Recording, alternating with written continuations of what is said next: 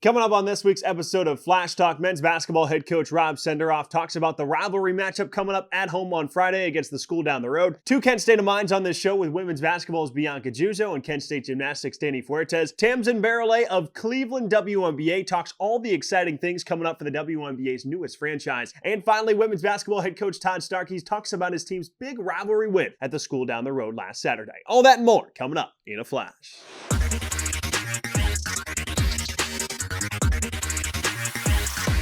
Joined once again on Flash Talk by Kent State men's basketball head coach Rob Senderoff. Coach, your team in a great spot, a really positive record in Mid-American Conference play in the top three in the standings. Where's the biggest area of improvement you want for this team going down the home stretch of the regular season? Just maintaining focus, staying focused throughout the 40 minutes of a game, staying focused throughout practice. We don't have a ton of days left together as a group. That's how it works here, and especially in late February, early March, the days you can count them down, and just making sure that we're making the most out of those by focusing on the details, whether it's details in scouting report, details on our execution offensively, whatever those may be, and then enjoying our time together. Morgan Safford in the last few games has gotten more aggressive ever since that MAC Sun Belt Challenge game against Southern Miss. He's a leader on this team. Why is he a good leader? Well, one, he's the only guy on our roster that doesn't have eligibility afterwards. So, nowadays what a senior is a little different than it might have been in past years. But as far as a senior goes, he's the one senior on our roster in terms of whenever this last game is for him, it's his last game in college. There's no legislation, there's no, whatever you may call it in this era. So, you've got to play with urgency when it's that time of the year. Morgan has, in his personal journey as a basketball player, has been through a lot, including, last year having hip surgery. This year, he's hurt his knee and he's got to get injections in his knee to be able to play. So he's gone through a lot to be in this position. So he's a guy that our team certainly counts on, makes a ton of toughness plays, and is one of the better players in the conference, and certainly in a lot of ways is unsung for our roster because of how good a season Rico's having. But without Morgan, we're not in the position we're in right now. Should be a sold out MAC Center on Friday night when you take on your rival, the school down the road. How much can the home crowd help your guys to try and propel you guys to a rivalry win? Yeah, it certainly helps. We have a great home court advantage. We've been really, really good at home. And when we play Friday night, that there's not many home games left for us with this team, and having a great crowd here certainly can help us. We're going to have to play well, obviously, regardless of who we're playing, but certainly when we're playing Akron, they have had another outstanding season, so we're going to have to play really well. But the energy that they can help provide us with, or potentially rattle the opponent, is huge in these games. So having a sellout, which I hope we have, it's deserving of both teams and how both teams are playing, and should be a great night. What's the key to starting fast in that matchup, Coach? I think composure is a big thing, and execution. Those two things. And the first time we played them, we didn't show much of either. So we have to be much better in those areas on Friday if we want to have a chance to beat, an elite team in the league, and for us moving forward as we're trying to prepare for Cleveland. That's an important thing. Keeping your composure and having great execution on both ends of the floor is important. So this will be a great test for us for sure. You guys are one of 4 teams in the Mid-American Conference that have already clinched their spot in Cleveland. Overall, why do you feel like this has been such a winning group, even in close matchups? Yeah, I think we've got a competitive toughness about us. We obviously have, one of, if not the best player in the league, which helps down the stretch. We're a physical group, so we get to the free throw line a ton. And we've shot free throws well as a team, not every night, but as a team over the whole season, we've shot them well. So when you put those things together, it gives you a chance to have a successful season. And we've been able to come out on top of more close games and not, there's still things we have to develop here over the last stretch of games that I think is going to be important heading into Cleveland, if we want to win there. But as a year, as a season, and as a group and as a team, these guys have accomplished a lot, and there's still more in front of us. So I'm excited to see if we can finish this up the right way. Men's basketball head coach Rob Senderoff. Coach, thanks so much. All right, great, thanks.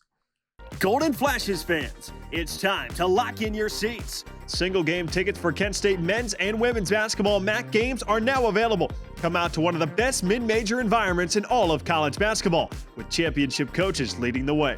Head to ksutix.com to watch all of the action. That's ksutix.com to watch your Golden Flashes battle it out in conference play. Hope to see you there, and go Flashes!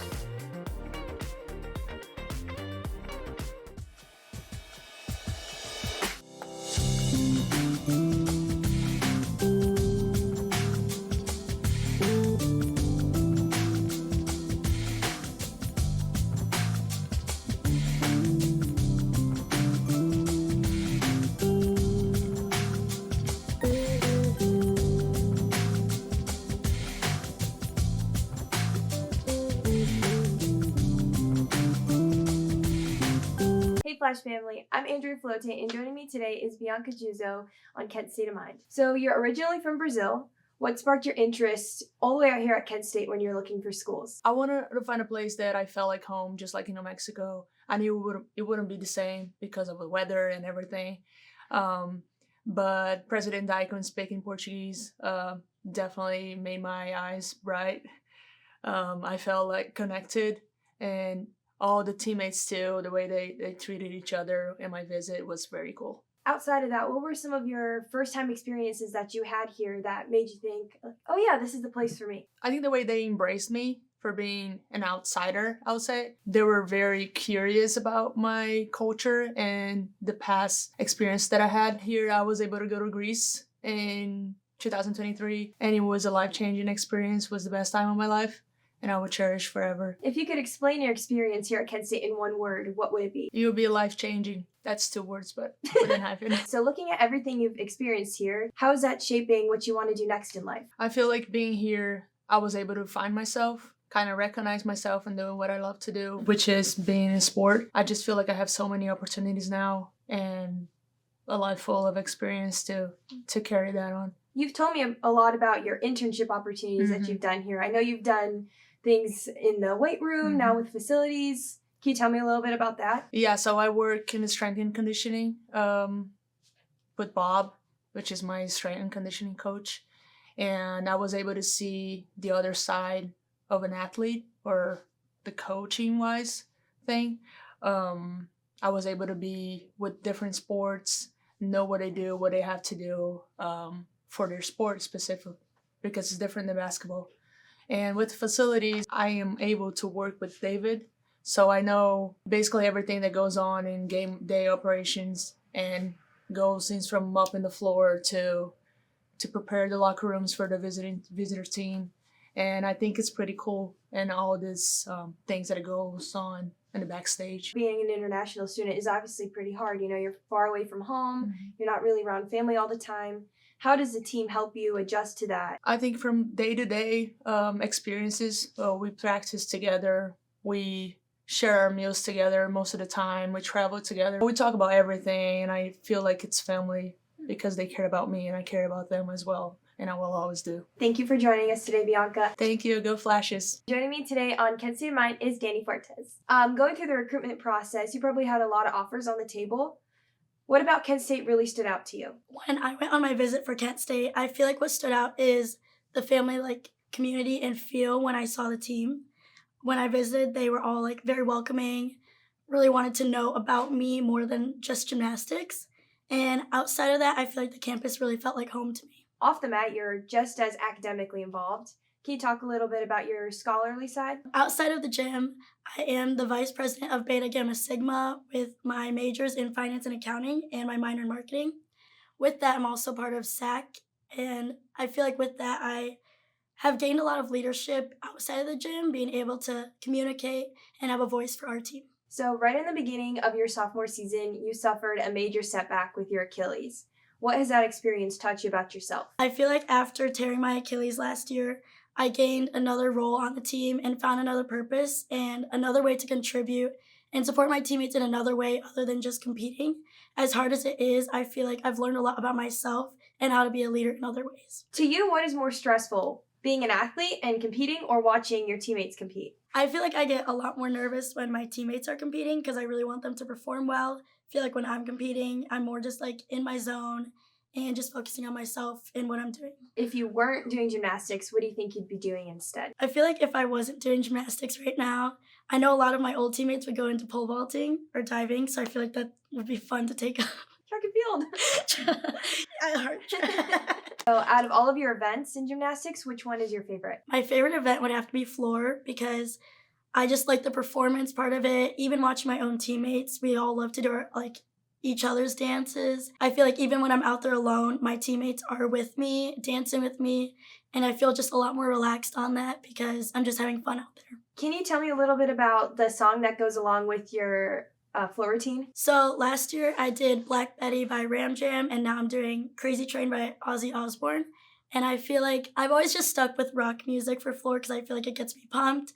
It really gets me going for tumbling passes, and I feel it's fun to dance to. So does your floor routine take a lot of mental prep, or is there another event that you feel takes a lot more? I feel that beam takes the most mental preparation because when you're up there, once you're even just the slightest bit off, it's really hard to pull it back together, whereas on floor or on bars, you can always make those adjustments really easily.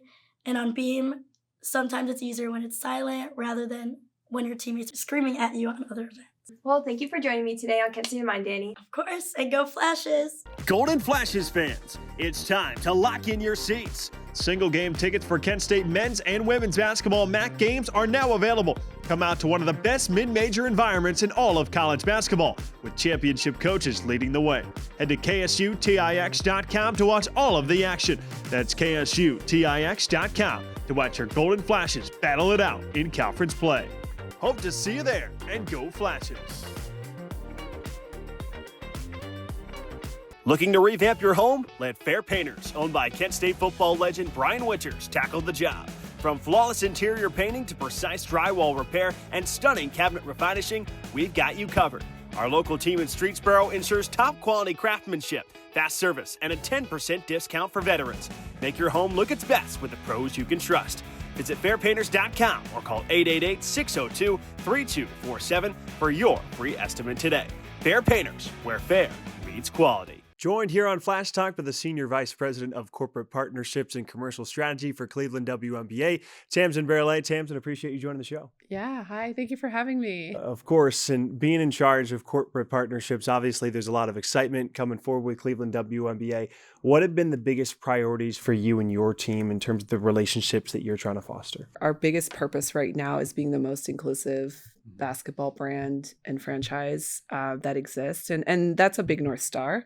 And so, as we look at that, we're really trying to just build very purpose-driven sort of partnerships that are ultimately going to carry our communities and have us feel just really good about the impact that we're having on the fans, the players, and beyond. You played here. You had a chance to talk to the team today. Tell me why it's so important for you guys to try and create those connections, not only with collegiate women's basketball programs, but also high school programs. Our biggest fans are a lot of times former basketball players and people that have, either watched the game very closely or follow their local, college teams. And so we want to bring them into our community and we want them to feel a part of the process. And obviously I have, a strong affinity for Kent State and being a former Flash myself.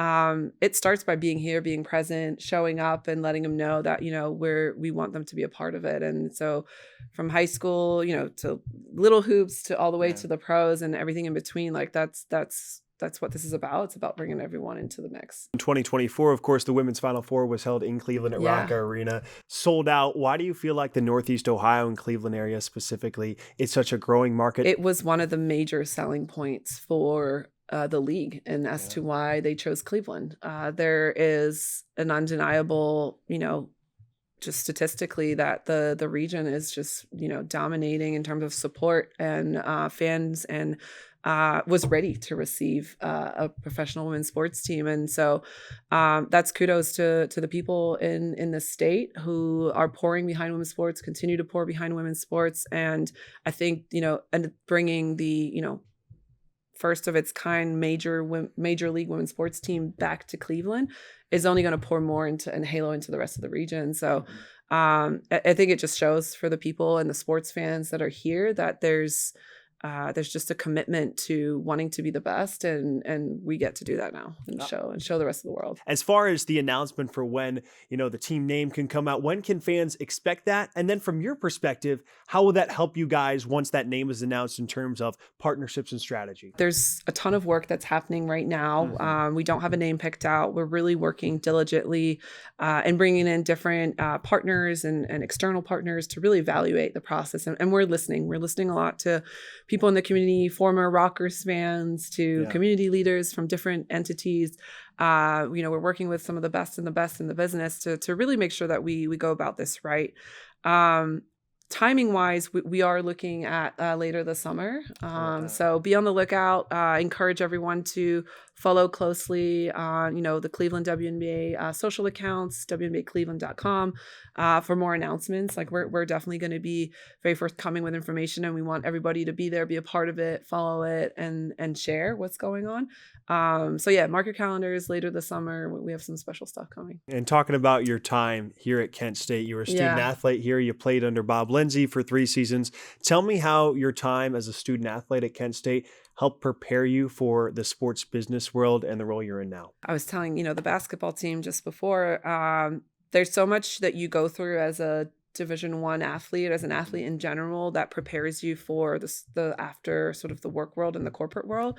One of the biggest ones, quite honestly, for me is just like mental toughness and preparedness, and just being time management and understanding like what it takes in your everyday life as an athlete to kind of manage all the different things, like very well translates. And so I think for me, the biggest thing was having coaches that held me accountable and were hard on me. That has made, I think, my transition into the corporate world more seamless. Because I was prepared for maybe some of those like harsher comments or honest feedback or things that build character. And so, I'm grateful for the time that I was here and the time that I spent on the court to ultimately make me a much better person in the office. Last question I have for you here, Tamzin, is for young women that are maybe looking to get into the sports business world or are unsure of what they want to do but want to get into sports or stay in women's basketball, what would be your message to them? Be curious, be patient, and also work hard, honestly. And it sounds cliche, but the sports world is not you don't cut corners. You have to start at a certain level to get to the next one. There's no just jumping around. People will very quickly sniff out if you have. And so I think it's enjoying the process as you're going through the early days in your career, to take a chance on different things. And there's not a perfect way in or out of the industry. I think it's really about starting somewhere and building the blocks that are ultimately going to get you to where you want to go. And working just really hard on every single step and appreciating the process of what you're learning while you're in it, and understanding that it will help you get to the next phase. Senior Vice President of Corporate Partnerships and Commercial Strategy at Cleveland WNBA, Tamzin Barroilhet. Tamzin, thanks so much. Yeah, thank you for having me. Coming up this week in Kent State Athletics, brought to you by KSU Chicks, men's and women's track takes part in the MAC Indoor Championships Friday and Saturday, the 27th and 28th. Softball travels to Tuscaloosa, Alabama. They'll play games Friday, Saturday, Sunday. Baseball with their first home series of the year, Friday, Saturday, Sunday against Rhode Island. We turn the calendar to March, where gymnastics will have a dual meet inside the MAC Center at 1 p.m. against Bowling Green. Starting on Monday and continuing into Tuesday, women's golf is back in action in the Lady Luck Invitational in Las Vegas. Finally, men's basketball at NIU for the final time in Mid-American Conference play for a 7 p.m. Eastern start. As always, you can buy your tickets at ksutix.com. If you want more information on your favorite Flashes teams, visit kentstatesports.com or go to the Go Flashes app. We'll be back with more right after this.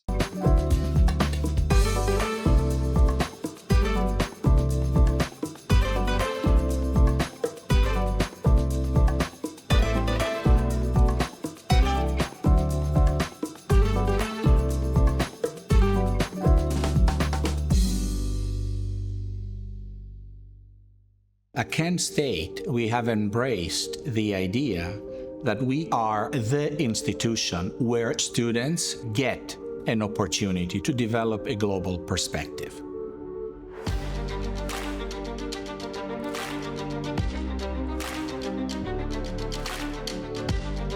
We want students to know if they go to Kent State, they have the world a la carte. Joined here on Flash Talk by Kent State women's basketball head coach Todd Starkey. Coach, a big rivalry win on Saturday over the school down the road by 19 points. What was the biggest difference you feel like in Saturday's win versus Wednesday's win, Coach? We executed a game plan much better in the Northern Illinois game. I thought they had a good game plan for us. I thought they played with a lot of energy, and we kind of struggled to get our footing after that tough loss down at Ohio. And I think that kind of, came forward into the game against Northern Illinois. I think that Akron on Saturday, I thought we played much better especially through the second and third quarter. I thought the first quarter was a little bit like a boxing match, kind of feeling each other out a little bit there, kind of getting into a rhythm.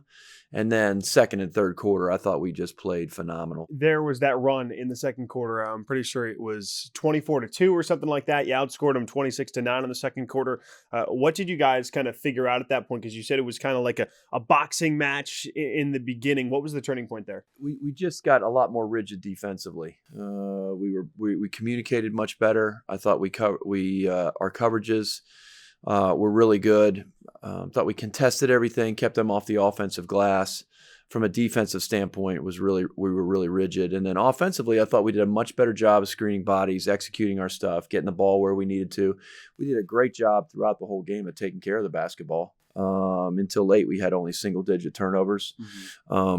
And I thought we did a really good job of really moving the basketball, getting into our spots, and playing with good pace and tempo. Corinne Hauser has been back the last couple of games, a crazy half-court shot on Wednesday.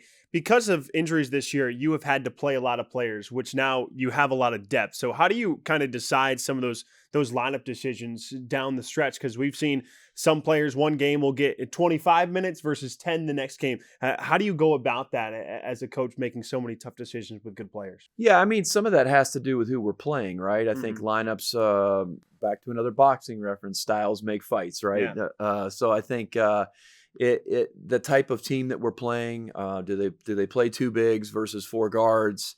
How that works itself out has something to do with it. Foul trouble sometimes has stuff to do with it.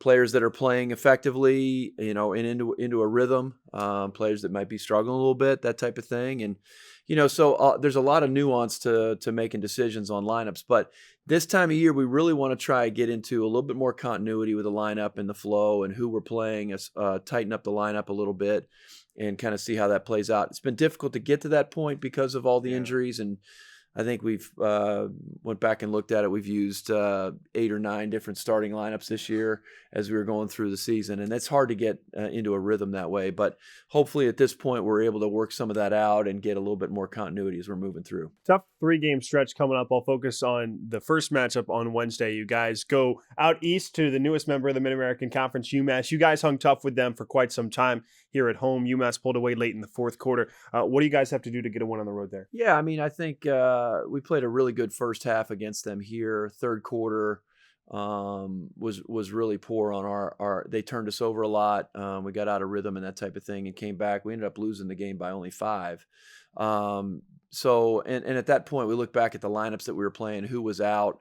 That was the game when Corinne got hurt. Yeah. We didn't have her down the stretch against their presses and stuff. So a lot of things have changed since I think we're a completely different team than we were then. They are in some capacities, but we're definitely a different team. And so looking forward to the opportunity going out there for the first time in the midst of this East Coast snowmageddon. We'll see about our travel and stuff, but optimistic about getting out there, and hopefully we're playing well down the stretch here. I mentioned a 3-game stretch. 3 of the top 4 teams currently in the league. You go UMass, home against Central Michigan, and then at 1 seed right now, Miami before Senior Day. You guys are likely at this point to clinch a MAC tournament spot. Do you think maybe a tough schedule at the back end, kind of like almost 2 years ago when you finished with Ball State and Toledo, could maybe help you guys when you punch your ticket? I don't know about any of that. I think that's all speculation. First of all, we haven't secured anything yet. We're playing one game at a time. Until we clinch, then we haven't clinched, and we have to stay focused on what's right in front of us. We have no control over Central Michigan, Miami down the stretch. The only thing we can worry about is can we stay focused on playing a really tough UMass team at UMass? They've only lost one game at home, and that's plenty to deal with right now. We'll worry about the next games as they're coming up. Women's basketball head coach Todd Starkey. Coach, thanks so much. Yep, sounds good. Go Flashes. That'll do it for this week's episode of Flash Talk. Make sure you tune in next week. We'll be previewing the MAC tournament and also have more Kent State spring sports coverage. For our entire GFTV studio, Ethan Lachinsky, Justin Spots, I'm Dane Richardson saying good night and go Flashes.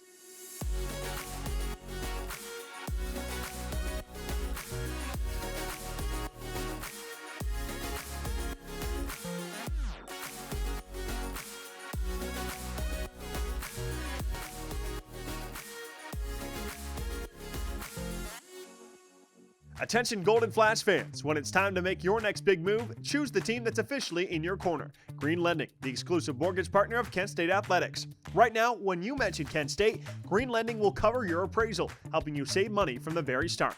Whether you're a first-time home buyer, refinancing, or tapping into your home's equity, Green Lending delivers personalized service, expert guidance, and a transparent mortgage process. Make a winning move off the court. Visit greenlending.com, mention Kent State, and let Green Lending help you upgrade your home ownership experience. At Kent State, we have embraced the idea that we are the institution where students get an opportunity to develop a global perspective.